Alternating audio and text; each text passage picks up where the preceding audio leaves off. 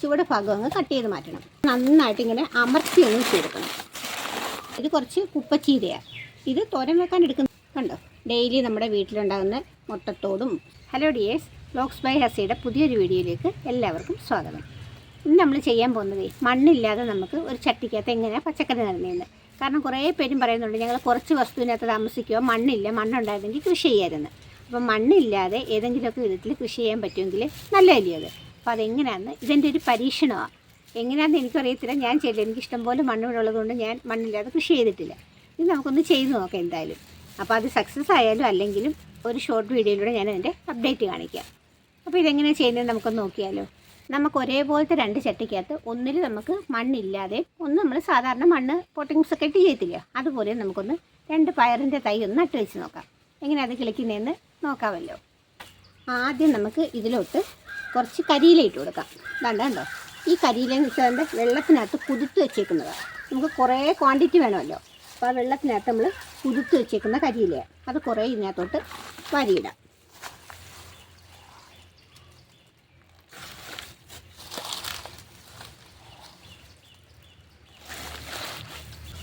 മാവിൻ്റെ കരിയില കഴിവതും ഒഴിവാക്കുന്നതാണ് നല്ലത്. ബാക്കി ഏത് കരിയില എടുത്താലും നല്ലത്. തേക്കിൻ്റെയും എടുക്കണ്ട, കാരണം തേക്കിൻ്റെ ഇലയൊക്കെ ഭയങ്കര കട്ടിയുള്ളതില്ലയോ. മാവിൻ്റെയും തേക്കിൻ്റെയൊക്കെ മാറ്റിയിട്ട് സാധാരണ നമ്മുടെ കരിയില ഉണ്ടല്ലോ, പ്ലാവിൻ്റെയോ. ഇപ്പോൾ ഞാൻ ഈ എടുത്തേക്കുന്ന കൂടുതലും റംബുട്ടാൻ്റെ കരിയിലയാണ്. ഇവിടെ വലിയൊരു റംബുട്ടാൻ നിൽപ്പുണ്ട്, അപ്പോൾ അതിൻ്റെ കരിയിലയാണ് ഞാൻ കൂടുതലും എടുത്തേക്കുന്നത്. അതാകുമ്പോൾ വലിയ കട്ടിയില്ലാത്തതാണ്. ഇങ്ങനെ കരിയില ഇട്ടിട്ട് ഇതുണ്ട്, ഇതൊരു പ്ലാസ്റ്റിക് ബോട്ടിലാണ്. അതിൻ്റെ ചൂട് ഭാഗം അങ്ങ് കട്ട് ചെയ്ത് കളയണം. എന്നിട്ട് അതെടുത്ത് ഇങ്ങനെ വെക്കണം. വെച്ചിട്ട് ഇത് ചാണകപ്പൊടിയും ചകിരിച്ചോറും കൂടെ മിക്സ് ചെയ്യുക. അത് കുറച്ചൊന്ന് ഇടണം അങ്ങോട്ട്. ചകിരിച്ചോറെന്ന് വെച്ചാൽ ചകിരിച്ചോറ് കമ്പോസ്റ്റ് ഒന്നുമല്ല, ബ്ലോക്ക് ഉണ്ടല്ലോ ചകിരിച്ചോറിൻ്റെ, അത് വാങ്ങിച്ച് വെള്ളത്തിൽ കുതിർത്തെടുത്തതാണ്. കുപ്പി ഒന്ന് ഉറച്ചിരിക്കാനും വേണ്ടി ഇട്ടെടുക്കണം. ഇത്രയും മതി. ഇനി ഇതിനകത്തോട്ട് നമുക്ക് കുറച്ച് ന്യൂസ് പേപ്പർ വെക്കണം.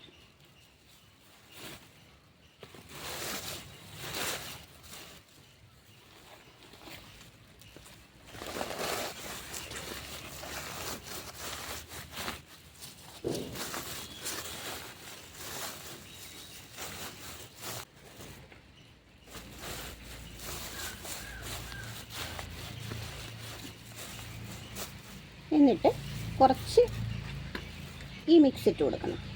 കുറച്ച് മാത്രം മതി.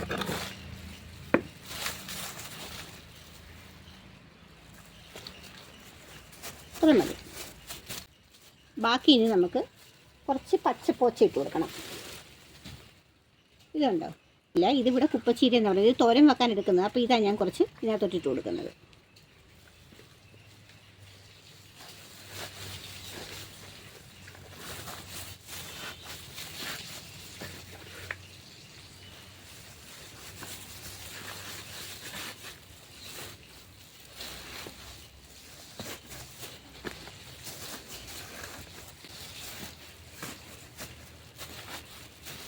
നന്നായിട്ട് അമർത്തി അങ്ങ് വെക്കണം. ഇനി ഒരല്പം കൂടെ മിക്സ് ഇട്ട് കൊടുക്കണം.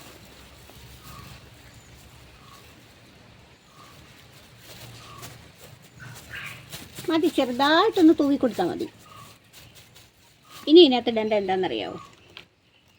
നമ്മുടെ പച്ചക്കറി വേസ്റ്റ് ഉണ്ടല്ലോ, ഡെയിലി നമ്മുടെ വീട്ടിൽ കിട്ടുന്ന പച്ചക്കറിയുടെ വേസ്റ്റ്, സവാളയുടെ തൊലി, മുട്ടത്തോട്, അതൊക്കെ അത് കുറച്ച് ഇങ്ങോട്ട് ഇട്ട് കൊടുക്കാം.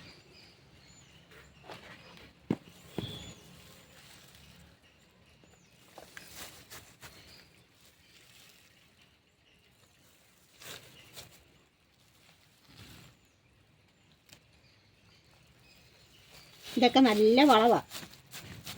ഇതൊക്കെ നമ്മുടെ പച്ചക്കറി വളർന്നു വരാൻ നന്നായിട്ട് ഹെൽപ്പ് ചെയ്യും.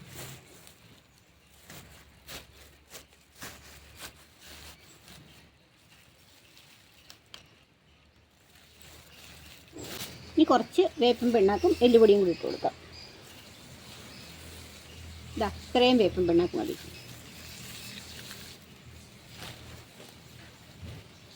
കുറച്ച് എല്ലുപൊടി.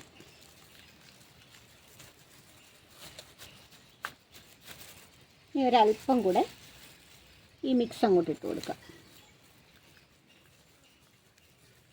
ഇതിപ്പോൾ നമ്മൾ പയറല്ലേ ഇതിനകത്ത് നടുന്നത്. ഈ പയറൊക്കെ എന്ന് വെച്ചാൽ ഒരുപാട് വളർന്നു വരേണ്ടതില്ലയോ. അപ്പോൾ പിന്നെ ഒരുപാട് മണ്ണോ അല്ലെങ്കിൽ പോട്ടിങ്സ് ഒക്കെ വേണം. നമ്മളിപ്പോൾ ഇത്രയെല്ലാം ഇടുന്നുള്ളൂ. അപ്പം ഇതിനകത്തോട്ട് നമുക്ക് നിറച്ച് പോട്ടിങ്സ് ഇട്ട് കൊടുക്കാം.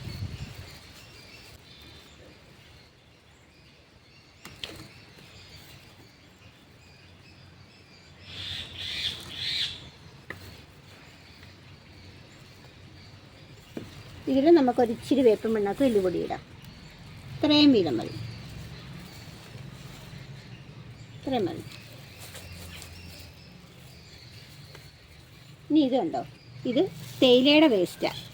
നമ്മൾ ചായ ഇട്ട് കഴിയുമ്പോഴത്തേക്ക് തേയില ഉണ്ടാവുമല്ലോ, അതിൻ്റെ വേസ്റ്റ് അതും കൂടെ കുറച്ച് ഇട്ട് കൊടുക്കാം.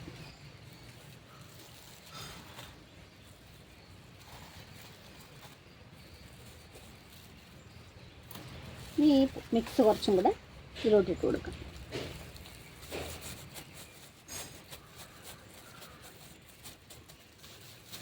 ഇതിനകത്ത് നമ്മൾ പയറിൻ്റെ തൈ നടാൻ പോകുന്നത്. ഇത് കണ്ട രണ്ടും ഒരേ ദിവസം പാതി കിളിപ്പിച്ചതാണ്. ഒരേ വലിപ്പത്തിലുള്ള 2 തൈകളാണ്. അപ്പോൾ നമുക്ക് ഇതിലൊരെണ്ണം എടുത്തിട്ട് ഇതിലോട്ട് നട്ടു കൊടുക്കാം. ഈ ഡിസ്പോസിബിൾ ഗ്ലാസ്സിലായതുകൊണ്ട് ഇതിൻ്റെ വേരൊട്ടും പോകാതെ നമുക്കും കിട്ടും.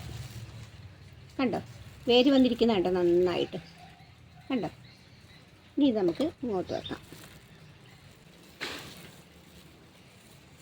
എന്നിട്ട് കുറച്ചും കൂടെ ഈ മിക്സ് ഇട്ട് കൊടുക്കാം. ഇച്ചിരി വെള്ളം ഒഴിച്ചു കൊടുക്കാം, അല്ലെങ്കിൽ ഇത് നമ്മൾ വലിച്ചൂരി എടുക്കുമ്പോഴത്തേക്ക് ഇതങ്ങ് ഉതിർന്നു പോകും.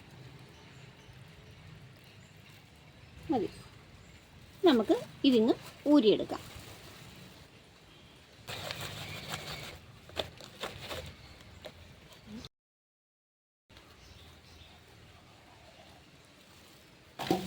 ഇതൊന്ന് അമർത്തി വെച്ച് കൊടുക്കാം. ഇനി നമുക്ക് ഇതിൻ്റെ പുറത്തും കുറച്ച് കരിയിലയും ഇട്ട് കൊടുക്കാം.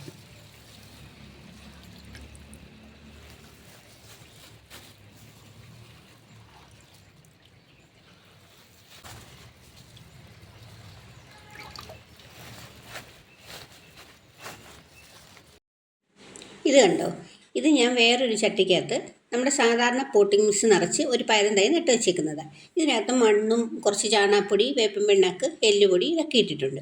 ഇതിൻ്റെ മുകളിൽ നമുക്ക് കുറച്ച് കരിയില ഇട്ടിട്ട് മറ്റേതിൻ്റെ ഒപ്പം മാറ്റി വെക്കാം. ഇത് രണ്ടും ഒരുപോലെ ആയതുകൊണ്ട് നമുക്ക് ഇത് തിരിച്ചറിയാനും വേണ്ടി നമുക്ക് ഈ തുണി ഇതിനകത്ത് നമുക്ക് നിന്ന് കെട്ടിക്കൊടുക്കാം.